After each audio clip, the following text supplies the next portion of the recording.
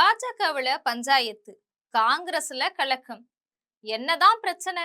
எப்ப வரும் வேட்பாளர் பட்டியல்? இது பற்றி விரிவாக பார்க்கலாம் இந்த தொகுப்பில்.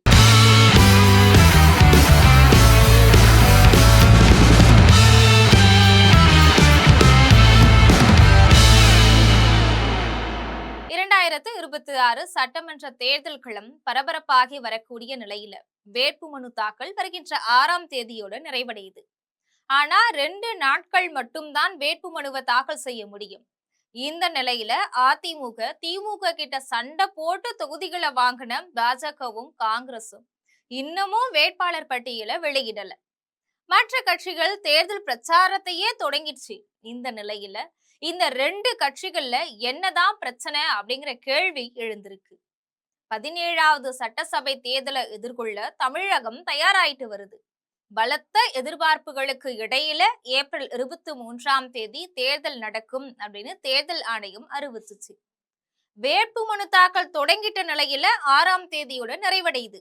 இந்த தேர்தல்ல திமுக கூட்டணி, அதிமுக கூட்டணி, நாம் தமிழர், தமிழக வெற்றி கழகம் இப்படி 4 பிரதான போட்டியாளர்கள் களத்துல இருக்கிறாங்க.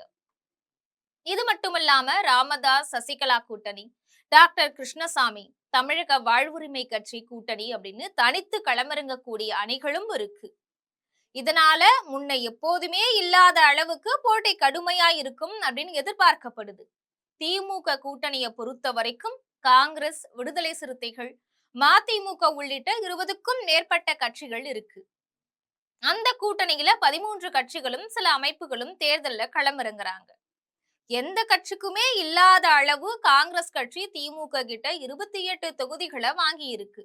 11 தொகுதிகளுக்கு மட்டும் வேட்பாளர்கள் தயார் செய்யப்பட்டிருக்கக்கூடிய நிலையில மீதம் இருக்கக்கூடிய 17 தொகுதிகள்ல யார நிறுத்துறது அப்படின்னு காங்கிரஸ் தலைமை ரொம்ப குழப்பத்துல இருக்கு. குறிப்பா உசிலம்பட்டி, பெண்ணாகரம், மேலூர், ஷோலிங்கர், பொன்னேரி, உதகமண்டலம், ஈரோடு கிழக்கு, நாங்குநேரி, சிவகாசி, குளச்சல், கடலூர், கவுண்டம்பாளையம், சிங்காநல்லூர், வேளச்சேரி உள்ளிட்ட தொகுதிகளுக்கு ஒன்றுக்கும் மேற்பட்டவங்க களத்துல இருக்கிறதால அதை உறுதி செய்ய முடியாம காங்கிரஸ் தலைமை தவிச்சிட்டு வருது.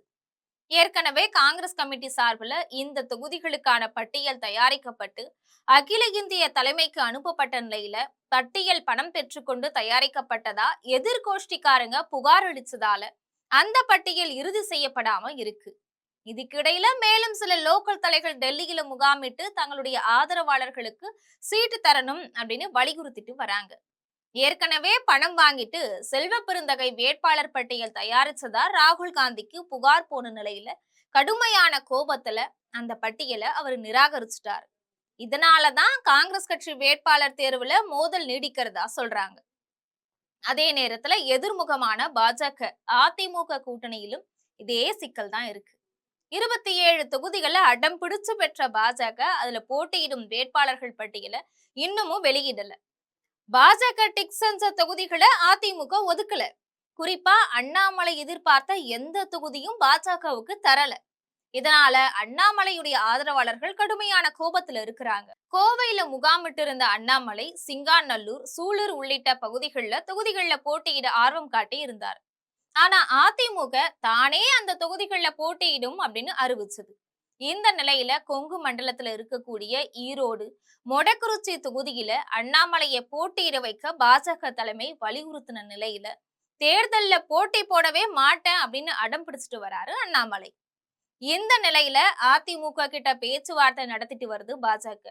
அதாவது 27 தொகுதிகள்ல 5 தொகுதிகளை தங்களுக்கு வேறு தொகுதிகளாக தரணும் அப்படின்னு கேட்டதா சொல்லப்படுது. ஆனா 3 கட்டங்களாக அதிமுக உடைய 165 வேட்பாளர் பட்டியல் வெளியாயிடுச்சு. ஒரு சிலர் லட்சக்கணக்கில செலவு செஞ்சு தேர்தல் பிரச்சாரத்தையும் தொடங்கிட்டாங்க.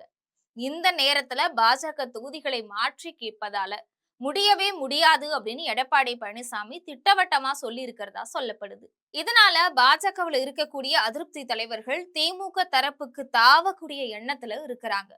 வேட்புமனுவை 6ஆம் தேதி வரைக்கும் தாக்கல் செய்யலாம். ஆனா 2 நாட்கள் விடுமுறை காரணமா 2 நாட்கள் மட்டும்தான் வேட்புமனு தாக்கல் செய்ய முடியும். ஆனா அதுக்குள்ள அதிமுக தொகுதிகளை தருமா அப்படிங்கிற எதிர்பார்ப்பும் இருக்கக்கூடிய நிலையில அதுக்கெல்லாம் வாய்ப்பே இல்லை அப்படின்னு சொல்றாங்க அதிமுகவினர். இந்த நிலையில அதிமுக கூட்டணியில பாஜகவும், திமுக கூட்டணியில காங்கிரசும் மேல சொன்ன காரணங்களால தான் இன்னும் வேட்பாளர் பட்டியல வெளியிடல அப்படின்னு சொல்றாங்க அரசியல் பார்வையாளர்கள். என்ன நடக்கும் அப்படிங்கறத பொறுத்திருந்து தான் பார்க்கணும். இது போன்ற அரசியல் பின்னணி செய்திகளை உடனுக்குடன் தெரிந்து கொள்ள ஜெம் தொலைக்காட்சியுடன் எப்பொழுதும் தொடர்பில் இருங்கள். நன்றி.